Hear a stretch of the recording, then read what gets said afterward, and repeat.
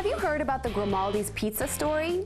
Well, Patsy Grimaldi sold his business after 50 years on Old Fulton Street, then decided to unretire at 80 years old. While he can't use the Grimaldi name, he still holds the recipe for the best pizza in Brooklyn. Charlie Cornacchio slices this one up. Today we're going to talk about a Brooklyn heavyweight that came out of retirement. Not a heavyweight that fights in the ring, but a heavyweight champion in the arena of making pizza.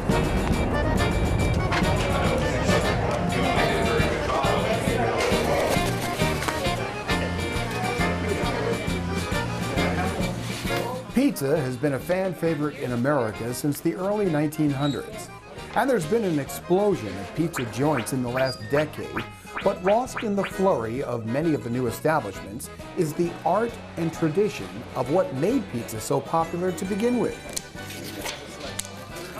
Patsy Grimaldi is one of the founding fathers of signature pizza, certainly in New York. And ever since he retired in 1998, there's been an outcry for the return of his traditional pizza. You know, there's a lot of great pizza out there. Pat likes to do it his way, and every time he'd run into someone, they'd say, "I wish you were back.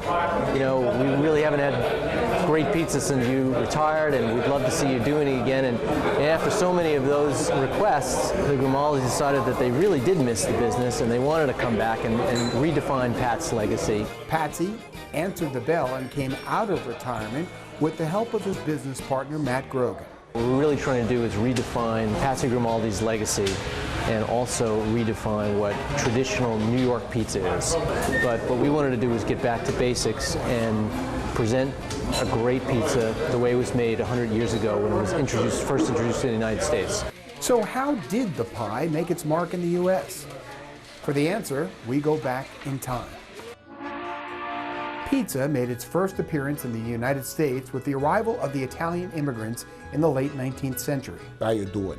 Part of that Italian immigration were brothers Giovanni and Gennaro Bruno. Hey, quesadilla. They introduced the Neapolitan-style pizza. Ooh.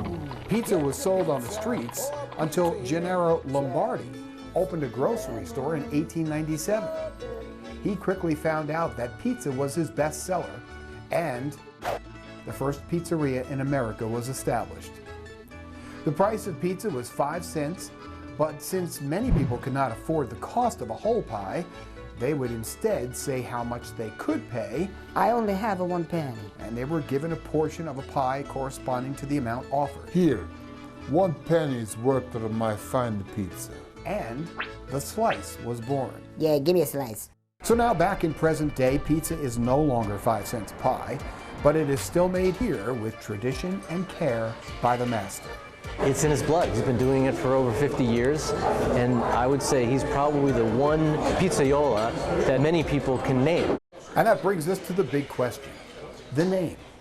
If you noticed, the front of the building says Juliana's, not Grimaldi.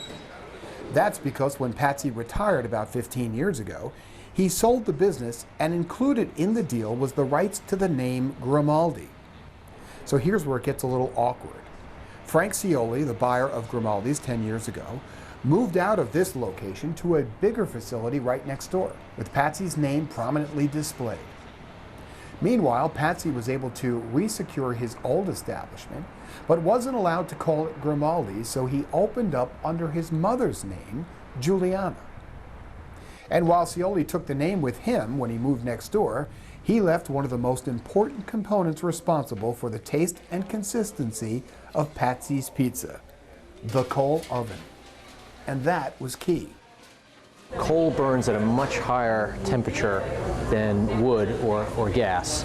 It's also a much drier burn because coal is, mined from the ground and has been under pressure for millions of years and is rock solid. It also is a very clean burn. There's very little to no smoke at all, so there's much less ash within the oven. Wood, although it imparts a great flavor, is a very wet burn because there's a lot of moisture in wood because the fuel itself is relatively young, and you get a lot more ash and dust. Some major upgrades and modifications have been made to this New York City tourist attraction and neighborhood favorite. Visible changes in appearance and presentation. But does the heavyweight coming out of retirement still have what it takes to go the distance. Let's see.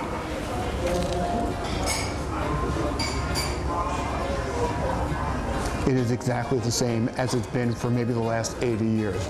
Patsy was suffering from the flu and couldn't be with us on this day, but his legacy carries on with lines stretching down the street for a taste of tradition and perfection.